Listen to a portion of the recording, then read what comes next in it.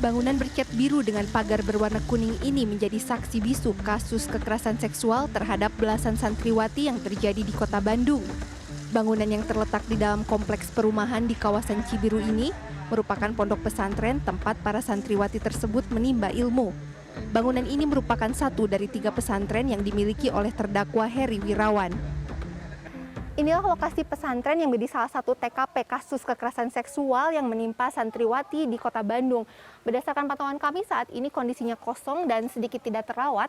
Dan berdasarkan informasi dari warga juga dikatakan memang sudah tidak ada aktivitas di pesantren ini sejak beberapa bulan yang lalu. Menurut warga yang berada di sekitar lokasi, pondok pesantren ini berdiri sejak 2 tahun lalu. Sehari-hari warga mengaku tidak terlalu mengetahui secara pasti kegiatan apa saja yang dilakukan di dalam pesantren. Warga sebenarnya tahu nggak sih Pak tentang kasus ini atau kayak gimana sih? Apa shock juga atau gimana?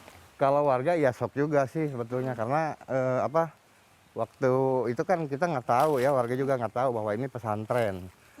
Pas itu ya pas ada penggerebekan gitu, otomatis semua warga itu bengong, bingung gitu ada apa masalahnya. Nah kebetulan ada dari kepolisian ini ya pelecehan gitulah gitu. Ya warga juga mau marah gimana gitu karena mungkin di sini kan negara hukum ya. Jadi warga juga pada lihat paling di situ berteriak katanya gitu. Karena ini yang punya ini namanya Pak Heri kalau nggak salah itu jarang di sini. Oh, jarang sini. Jarang kali-kali lah ada ke sini. Tapi kalau murid-muridnya pada di sini tinggalnya berarti ya Pak? Ada beberapa yang beberapa mondok murid gitu? Ada di sini beberapa. Kalau saya lihat mah kadang-kadang ada 10 orang gitu ya. Paling lebih ya 15 lah. Itu ada emang di sini sih sebuah perempuan di sini. Kasus pemerkosaan terungkap setelah korban melapor kepada pihak kepolisian pada bulan Mei 2021. Kasus ini semakin disorot setelah viral di media sosial.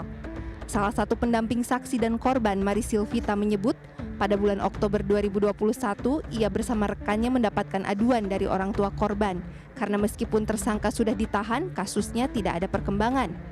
Ia pun berinisiatif melakukan pendampingan dan investigasi terkait kasus ini. Dalam temuannya diketahui ada belasan santriwati yang menjadi korban perkosaan oleh terdakwa Heri Wirawan yang merupakan pengurus dan pemilik pesantren. Beberapa korban bahkan hamil dan melahirkan. Salah satu orang tua korban mengatakan anaknya setelah pondok pesantren ini ditutup, kemudian kan harus mencari sekolah sendiri masing-masing. Ada yang sekolah kemudian di SMA. Setelah diterima, kemudian pihak sekolah tahu mereka punya bayi, malah pihak sekolah memutuskan untuk mengeluarkan santriwati ini karena sudah memiliki bayi atas dasar kebijakan sekolah. Ini kan miris sekali gitu. Sekolah mestinya menjadi pendukung ya, mestinya merangkul anak-anak yang masih mau sekolah, kenapa jadi dipersulit? Saat ini kasus sudah ditangani oleh Kejaksaan Tinggi Jawa Barat dan sudah memasuki tahapan persidangan dengan agenda pemeriksaan saksi-saksi. Sidang berlangsung secara tertutup karena berhubungan dengan anak di bawah umur. Saksi itu kurang lebih 40, masih kita pemeriksaan saksi itu dari kejaksaan ya Pak ya. Karena belum selesai, nanti kita di bersidang lagi itu masih masuk ke saksi dewasa.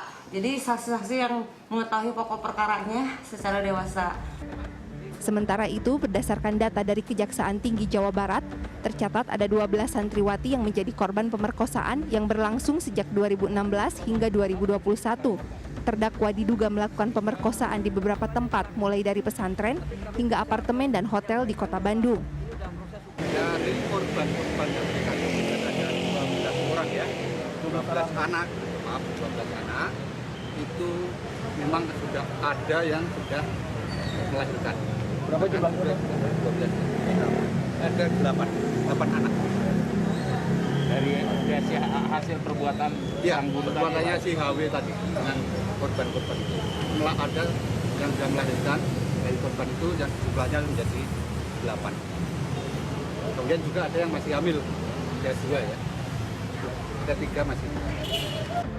Atas perbuatannya, terdakwa dijerat pasal 81 Undang-Undang Perlindungan Anak dengan ancaman 15 hingga 20 tahun penjara. Laisa Nisa, Kahvi Jati, Bandung, Jawa Barat.